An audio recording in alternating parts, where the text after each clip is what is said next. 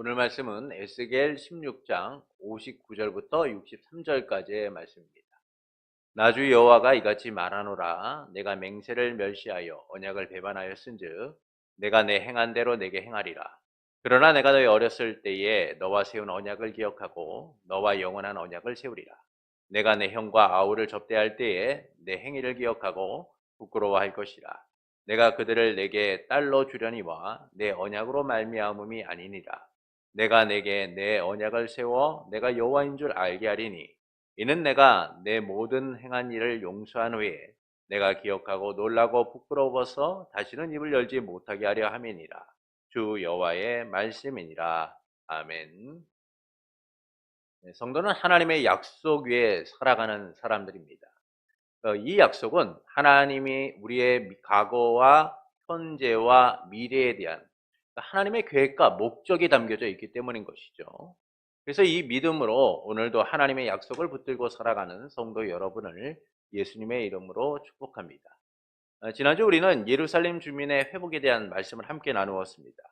하나님께서는 예루살렘이 그 어머니나 형제와 같다라고 하시면서 그들의 악함이 형제들의 악함보다 더하다라고 하시죠.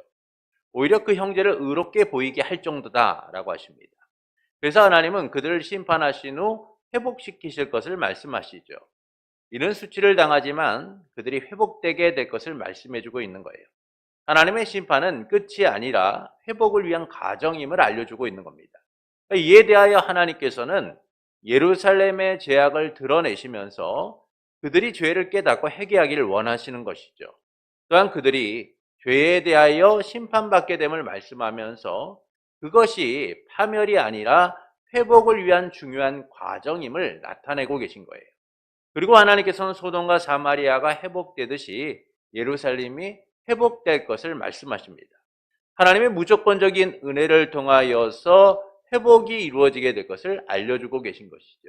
그리고 본문은 영원한 언약을 세우시는 하나님에 대하여 말씀합니다. 하나님께서는 예루살렘 거민이 맹세를 멸시하고 언약을 배반하였기에 행한 대로 갚겠다라고 하십니다. 그러나 그들과 어렸을 때 맺은 언약을 기억하셔서 영원한 언약을 세우시겠다라고 하시죠. 예루살렘 거민이 형과 아우를 접대할 때에 예루살렘이 지은 죄를 기억하고 부끄러워할 것이며 하나님께서는 형과 아우를 예루살렘 거민에게 딸로 주실 것인데 이는 언약 때문이 아니다라고 하십니다. 하나님께서 예루살렘과 언약을 세워 여호와인 줄 알게 하시겠다라고 하시면서 이는 그들이 모든 행한 일을 기억하고 놀라고 부끄러워서 다시는 입을 열지 못하게 하려 함이니다라고 말씀하죠. 이를 통해서 말씀하시는 바는 무엇일까요? 사람들은 미움과 증오에 대한 기억은 잊지 않으면서 은혜에 대한 기억들은 쉽게 잊고 살아갑니다. 그래서 은혜의 기억이 물에 떠내려가는 것처럼 금방 사라지는 것들을 보게 되죠. 이스라엘 백성은 이집트에서 430년간 고난과 압제의 시간을 보내야만 했습니다. 요셉을 알지 못하는 새로운 왕조가 들어서게 되면서 그들의 고통은 더해졌죠. 이런 그들을 하나님께서는 이집트에서 구원하셨습니다. 그러나 그들은 하나님의 구원하심을 기억하지 않고 금세 잊어버려요. 언제나 현실적 문제와 위기가 찾아오면 하나님의 구원하심을 바라본 것이 아니라 이 원망과 불평으로 가득하였습니다. 이런 그들을 향해 하나님께서는 어떻게 그들을 구원하셨고 인도하셨는지를 기억하라 라고 하시죠. 고난과 광야의 길을 간 그들을 하나님이 지키셨으며 그들의 부족을 채우시고 인도하셨다라고 말씀하십니다. 그러나 이스라엘은 이처럼 하나님이 베푸신 은혜를 기억하고 그 은혜를 붙들고 살아간 것이 아니라 금세 잊고 그들이 원하고 바라는 대로 살아가게 되죠. 하나님께서 그들과 함께 하시며 역사하셨음에도 불구하고 이를 거부하며 자기의 뜻대로 살아가려고 합니다. 하나님을 배반한 채 우상을 섬기며 하나님의 사랑을 외면한 채 배은망덕한 자처럼 살아가게 되죠.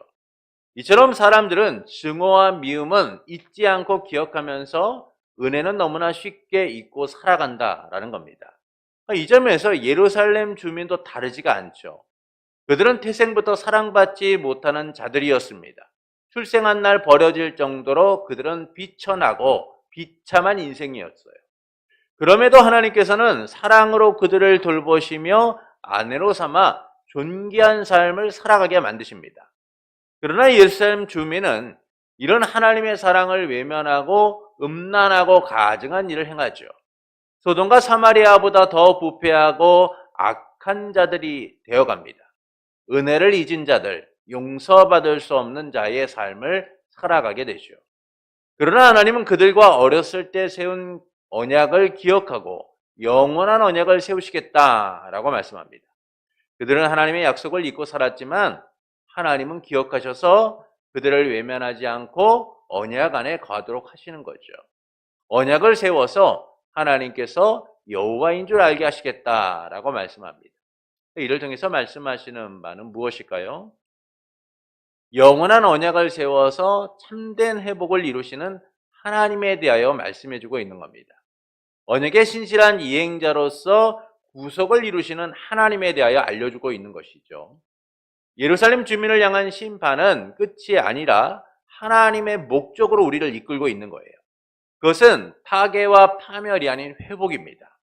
이 회복을 위해 하나님은 예루살렘 거민을 포기하지 않고 공의로 심판하시고 사랑으로서 영원한 언약을 맺고 계신 거죠. 이를 통해 본문은 우리에게 두 가지를 알려주고 있습니다. 첫째는 이전 언약을 기억하고 영원한 언약을 세우시는 하나님에 대하여 알려주고 있어요. 본문 60절부터 61절의 말씀을 함께 읽겠습니다. 본문 60절부터 61절입니다. 그러나 내가 너의 어렸을 때에 너와 세운 언약을 기억하고 너와 영원한 언약을 세우리라.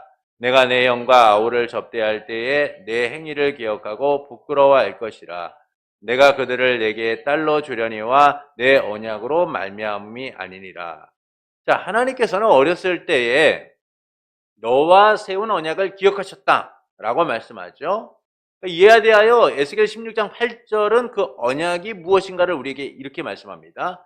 에스겔 16장 8절에 보시면 내가 내 곁으로 지나며 보니 내 때가 사랑을 할 만한 때라. 내 옷으로 너를 덮어 벌거벗은 것을 가리우고 내게 맹세하고 언약하여 너를 내게 속하게 하였느니라. 나 주 여호와의 말이니라. 하나님께서는 버려진 인생이었던 예루살렘 주민을 그분에게 속한 자로 삼으셨어요. 언약을 세워 하나님께 속한 자가 되도록 하셨다라는 것이죠. 그러니까 이는 하나님께서 이집트에서 고통받던 이스라엘 백성을 구원하여 시내 광야에서 언약을 제의하시고 맺으셨던 내용들을 이야기해주고 있는 겁니다.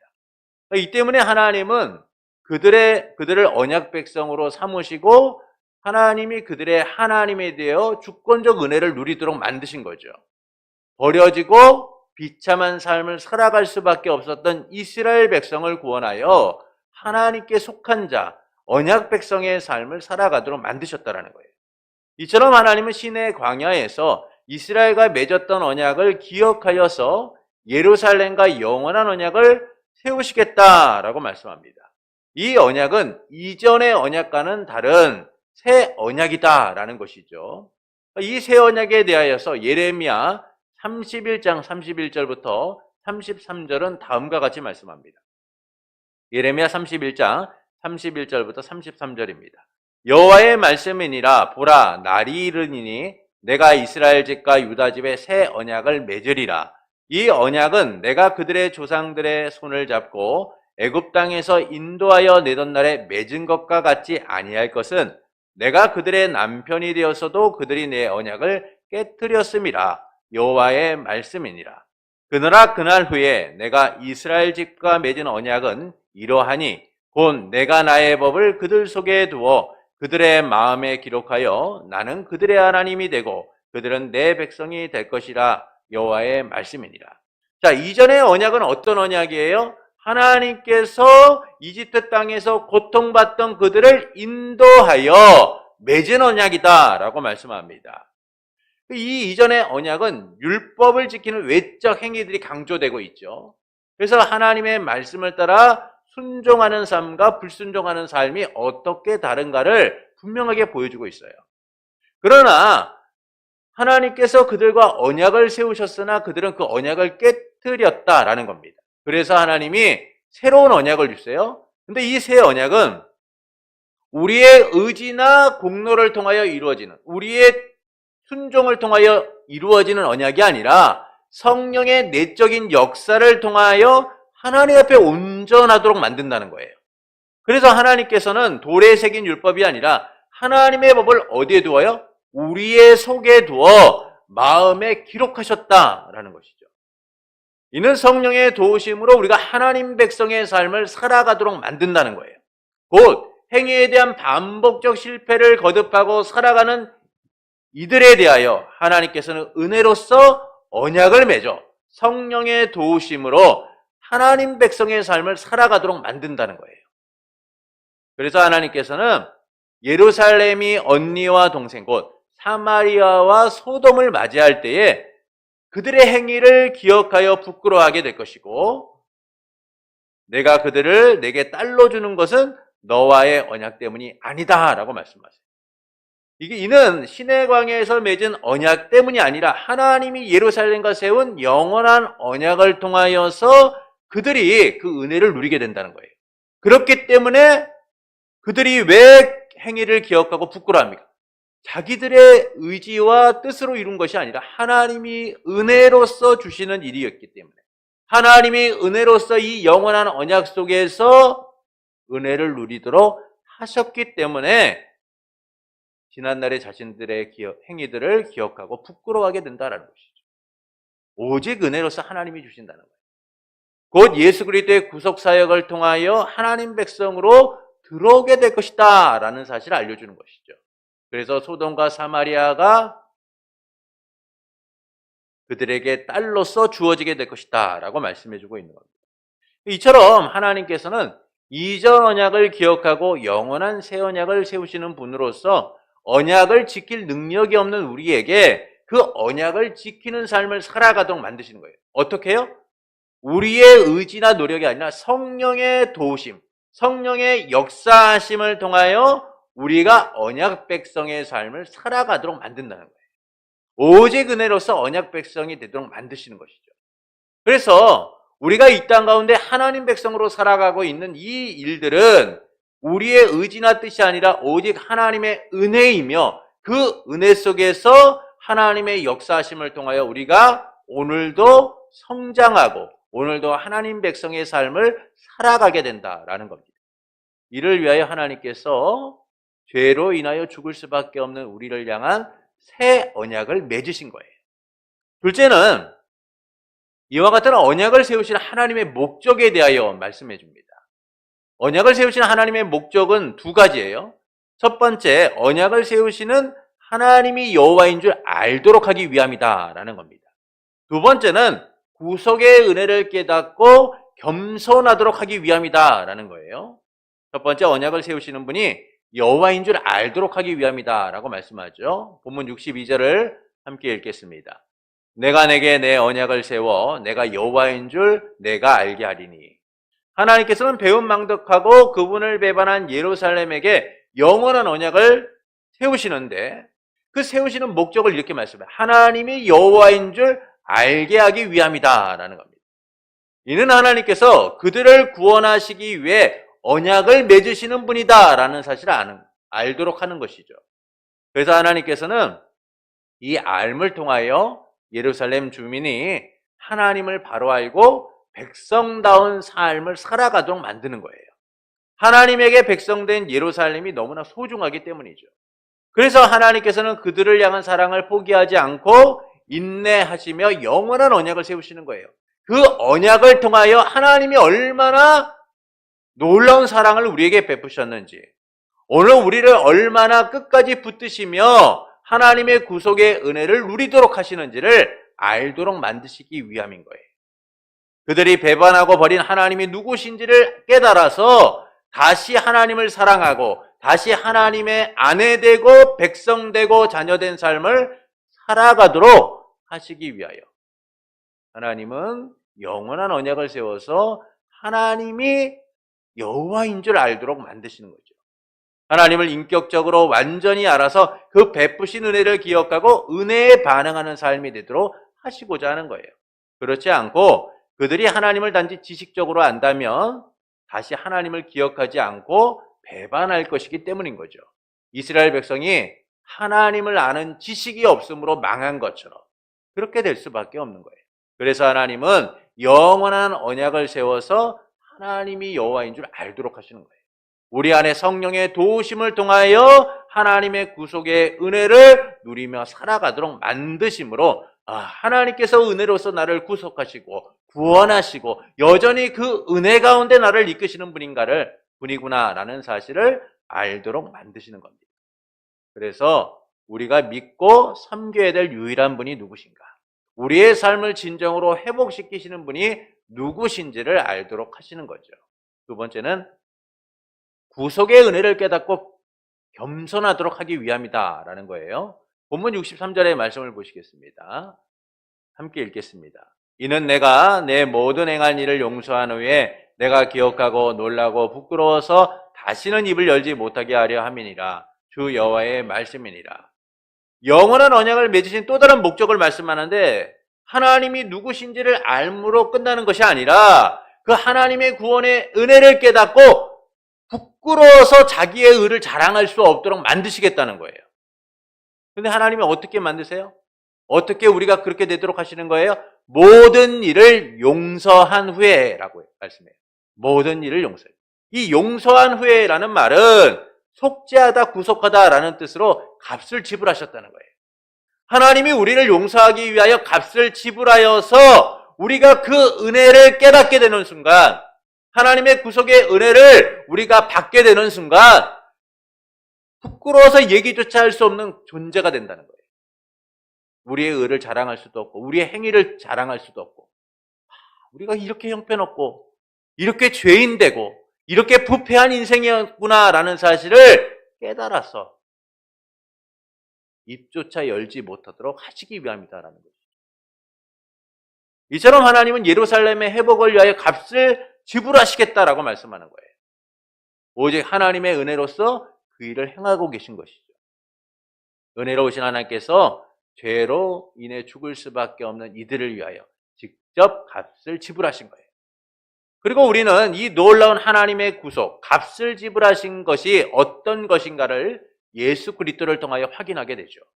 독생자 예수 그리스도께서 우리를 위해 하나님의 사랑을 나타내시고자 이 땅에 오셨으며 십자가에서 죽으셨습니다.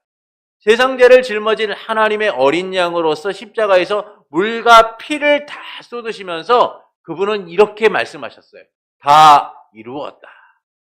이 다 이루었다라는 말씀은 값을 지불했다라는 거예요. 값을 지불했다라는 것이죠. 우리의 죄에 대한 값을 지불하셔서 노예된 우리에 대한 값을 지불하셔서 그분의 보혈로 우리를 의롭게 하셨다는 거예요. 이 놀라운 구속의 사건에 대하여 사도 바울은 로마서 5장 8절에서 이렇게 말씀합니다. 우리가 아직 죄인 되었을 때에 그리스도께서 우리를 위하여 죽으심으로 하나님께서 우리에 대한 자기의 사랑을 확증하셨느니라. 이처럼 하나님께서는 우리를 위한 자기의 사랑을 나타내시고 어떤 것과도 비교할 수 없는 값을 지불하신 거예요. 그래서 하나님께서는 우리가 자기의 은하 공로에 빠져서 구원을 자랑하지 않기를 원하시는 거죠. 구원이 내 의로 인하여 이루어진 것이라 착각하지 않도록 하시기 위하여 용서한 후에, 모든 일을 용서하신 후에, 값을 지불하신 후에 그들이 입을 열지 않도록 하시기 위함이다라고 말씀해주고 있는 거예요. 하나님의 용서받음을 기억하고 놀라고 부끄러워서 다시는 입을 열지 못하도록 하시는 거예요. 구속의 은혜를 깨닫고 겸손하도록 만드시는 것이죠. 이처럼 하나님께서 영원한 언약을 세우시는 것은 하나님이 우리의 참된 구원자이심을 알고 그 구원의 은혜를 깨달아 겸손하기를 원하시는 거예요. 왜냐하면 구원과 회복은 오직 하나님의 편에서 하나님에 의해서만 이루어지기 때문이죠. 우리가 자랑할 만한 것도 우리가 내놓을 만한 것도 아무것도 없기 때문이에요. 오직 하나님의 무조건적이고 불강력적인 은혜를 통해서만 우리는 구원과 회복을 누리게 되기 때문인 겁니다. 그래서 하나님께서는 그의 택한 백성을 포기하지 않고 다시 사랑하고자 이전의 언약을 기억하시고 새로운 언약을 세우고 계신 거예요. 그래서 그들이 하나님을 바로 알고 구속의 은혜를 깨닫도록 만드시고자 하시는 것이죠. 이처럼 본문은 영원한 언약을 세워서 참된 회복을 이루시는 하나님에 대하여 말씀합니다. 언약의 신실한 이행자로서 구속을 이루시는 하나님의 은혜를 통하여 참된 회복이 이루어짐을 알려주고 있는 것이죠. 그리고 이 회복에 대한 약속은 궁극적으로 예수 그리스도를 통하여 우리에게 성취되게 됩니다. 이를 위해 우리 주 예수 그리스도께서 영원한 언약, 더 좋은 언약의 중보자이자 완성자로서 이 땅에 오셔서 십자가의 죽으심으로 우리의 구속을 이루시게 되죠.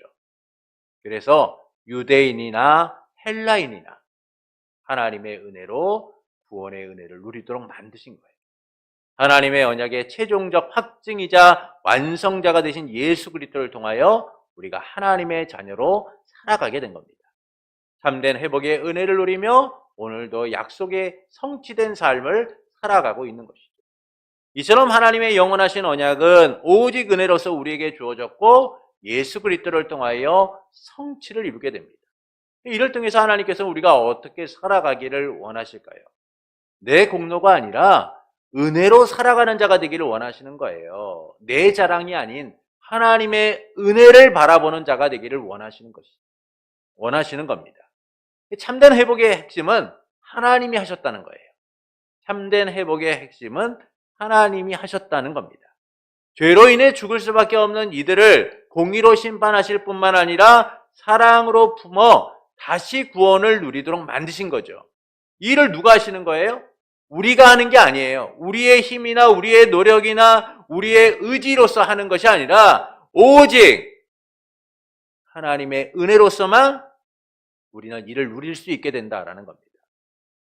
그래서 하나님께서 우리가 구원자 하나님을 알고 구속의 은혜를 깨달아 겸손하기를 원하시는 것이죠.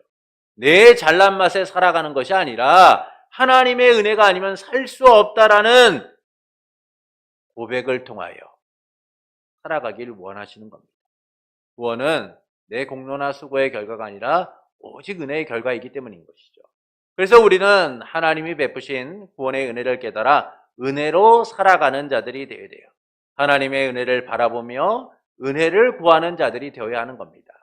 그러나 우리는 하나님이 베푸신 은혜를, 구원의 은혜를 기억하며 은혜를 갈망하는 삶보다는 내 힘과 공로로 살아가려고 할 때가 참 많아요. 은혜가 없이도 내 힘으로 충분히 살아갈 수 있다라고 여기며 내 공로를 자랑하려고 할 때가 많습니다. 그것은 내 능력을 의지하고 살아가고 있기 때문인 것이죠. 그래서 은혜로 살고 있음을 깨닫지 못하고 여전히 내 능력을 자랑하고 내 능력을 의지하며 살아가는 거예요. 그래서 우리의 입술의 자랑이 하나님의 은혜에 대한 고백이 아니라 내 삶에 이루어졌던 많은 것들을 자랑하며 살아갈 때가 있는 겁니다. 종교개혁을 통하여 하나님에 대한 신앙의 회복을 주도한 히스기야는 아수르의 침공을 받게 됩니다. 사네립이 이끈 대군이 예루살렘을 포위했을 때 그는 하나님을 의지하며 간절히 기도합니다. 이 기도에 하나님께서 응답하셔서 아수르 군대 18만 5천 명이 죽고 유다는 큰 승리를 이루게 되죠. 이후 히스기야는 죽을 병에 걸리게 돼요. 곧 죽게 되었습니다. 그는 이 사실을 알게 되고 생명의 위태로움을 알고 벽을 향하여 하나님께 간절히 기도하게 되죠. 하나님께 또 그의 기도를 들으시고 무려 생명을 15년이나 연장해 주세요. 이때 히스기야가 병들었다라는 소식을 들은 바벨론 왕이 신하들을 보내게 됩니다. 사신들을 보내게 되죠. 근데 이 바벨론의 사신을 접한 히스기야는 자기의 강건함과 힘을 자랑하고 싶었어요. 야, 너희가 내가 아프다고 왔지? 나 건강해. 우리나라 그렇게 약하지 않아. 이것을 자랑하고 싶었던 거예요. 그래서 나라의 창고를 열어서 그들에게 보여줍니다. 자기의 강건함과 나라의 강함을 보여주게 되죠. 하나님이 베푸신 은혜를 자랑하고 겸손한 것이 아니라 자기의 공로와 업적을 자랑하게 돼요. 이 때문에 히스기야가 죽은 후 바벨론에게 유다의 모든 보물을 빼앗기게 되고 백성들은 끌려가게 되죠. 이처럼 하나님의 은혜를 누리면서도 이를 기억하지 않으면 항상 내 공로를 자랑하게 되어 있는 거예요. 내 의를 드러내게 되어 있는 겁니다. 그러나 우리의 힘만으로는 살 수 없잖아요. 내가 이룬 성공과 성과는 바람에 날리는 먼지와 같을 뿐이에요. 하나님의 은혜가 없이는 언제 사라질지 모르는 안개와 같은 겁니다. 그러나 우리는 어떻습니까? 여전히 우리는 우리의 것을 자랑하며 살아가죠. 세상에서 성공했다는 많은 사람들의 이야기를 우리는 듣고 살아가요. 그러나 진정한 성공은 우리가 지금 자랑하고 누리는 것이 아니라 여전히 우리가 하나님의 은혜 속에서 살아가고 있다라는 사실이죠. 그 하나님의 은혜야말로 우리의 삶을 확증하며 우리의 삶을 보장하기 때문인 거예요. 그래서 우리는 내 공로를 자랑하는 것이 아니라 하나님의 은혜를 자랑하는 자들이 되어야 되는 거예요.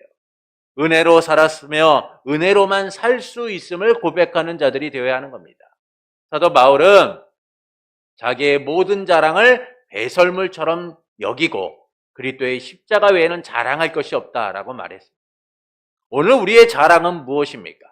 우리가 어떤 집에 살고 있느냐, 어떤 차를 타고 있느냐, 어떤 것을 가지고 있느냐, 그것이 아니라 하나님이 죄로 인하여 죽을 수밖에 없는 나를 은혜로 구원하시고 오늘도 은혜로 붙들어 살아가고 있다는 사실이 우리의 자랑이 되어야 하는 것이죠. 하나님께서는 겸손히 우리가 그 은혜를 고백하는 자들이 되기를 원하시는 거예요. 살아가는 모든 순간 모든 날이 그래서 우리는 은혜임을 깨닫고 살아가야만 하는 겁니다. 은혜라는 말이 아니면 설명될 수 없는 것이 사실 우리의 삶입니다. 그래서 우리는 자기의 힘과 공로를 의지하며 사는 세상과 달리 하나님의 은혜로 살아가는 자들이 되어야 돼요. 자랑할 것이 많고 내세울 것이 많아도 겸손히 하나님 앞에 나아가 하나님의 은혜를 자랑하는 인생들이 되어야 하는 겁니다. 그러므로 내 공로가 아닌 하나님의 은혜로만 살 수 있음을 인정하며 고백하는 성도가 되시는 것은 어떨까요? 자기 힘으로만 살려고 하는 이 세상 속에서 하나님의 은혜를 붙들고 하나님의 은혜가 아니면 살아갈 수 없음을 고백하는 성도가 되시는 것은 어떨까요?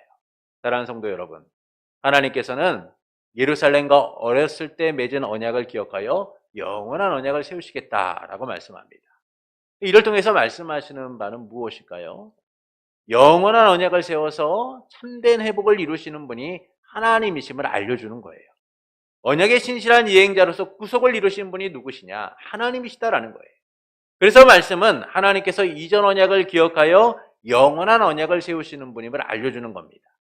또한 이전 언약이 행위를 강조하고 있다면 영원한 언약은 은혜로서 이루어진다라는 것이죠. 그래서 언약을 우리의 속에 우리의 마음에 기록하여 성령의 도우심으로 역사하심을 통하여 이루어 가시겠다라고 말씀하세요. 언약을 지킬 능력이 없는 우리에게 성령의 도우심으로 언약 백성으로 살아가도록 하시겠다라는 겁니다. 그리고 하나님께서는 영원한 언약을 세우시는 목적을 두 가지로 말씀하죠. 첫 번째는 언약을 세우시는 하나님이 여호와인 줄 알게 하시겠다라는 거예요. 두 번째는 구속의 은혜를 깨닫고 겸손하도록 하기 위함이다라고 말씀합니다. 하나님만이 유일한 구원자이심을 알고 구속의 은혜를 깨달아 겸손하기를 원하시는 거죠. 참된 회복은 우리의 공로나 노력의 결과가 아니라 오직 하나님의 은혜로서만 주어진다라는 거예요. 그래서 본문은 영원한 언약을 세워 참된 회복을 이루시는 하나님에 대한 말씀을 통하여 우리가 오직 은혜로서만 구원받음을 말씀해주고 있는 것이죠. 이를 통해 하나님께서는 우리가 어떻게 살아가기를 원하실까요? 내 공로가 아니라 은혜로 살아가는 자가 되기를 원하시는 겁니다. 그러나 우리는 하나님의 베푸신 은혜를 기억하기보다는 여전히 내 힘과 내 공로와 내 자랑으로서 삶을 채우려고 할 때가 많아요. 그것은 내 능력을 믿고 의지하며 살아가기 때문인 겁니다. 그러나 우리의 능력은 언제나 제한적이고 한계에 부딪히게 되어 있어요. 그래서 우리는 내 힘으로 살 수 없음을 언젠가는 깨닫게 되고 자기의 무기력함과 무능력함을 경험하게 되는 것이죠. 그래서 우리는 하나님의 은혜가 아니면 살아갈 수 없음을 고백하며 그 하나님의 은혜를 붙들고 살아가는 이들이 되어야 한다라는 겁니다. 그러므로 내 공로가 아닌 하나님의 은혜로만 살 수 있음을 인정하며 고백하는 성도가 되시는 것은 어떨까요? 자기 힘으로만 살려고 하는 이 세상 속에서 하나님의 은혜를 붙들고 은혜만을 갈망하는 성도가 되시는 것은 어떨까요? 그때 하나님의 은혜가 내 삶을 이끌어감을 경험하시게 될 겁니다. 하나님의 은혜로 내 삶의 장애가 사라지고 이기게 하시는 놀라운 능력들을 경험하게 될 거예요. 내 힘이 아닌 은혜로 살아가고 있는 이 순간이야말로 얼마나 귀하고 감사한 시간인지를 깨닫게 될 겁니다. 그러므로 자기의 힘으로 살려고 하기보다는 하나님의 은혜로만 살 수 있음을 고백하며 은혜로 살고자 힘쓰는 성도 여러분에게 은혜로 구원하시고 은혜를 베푸시는 삼위일체 하나님으로 인하여 살아가는 모든 날이 은혜임을 깨닫고 은혜를 누리는 삶이 되기를 예수님의 이름으로 축원합니다.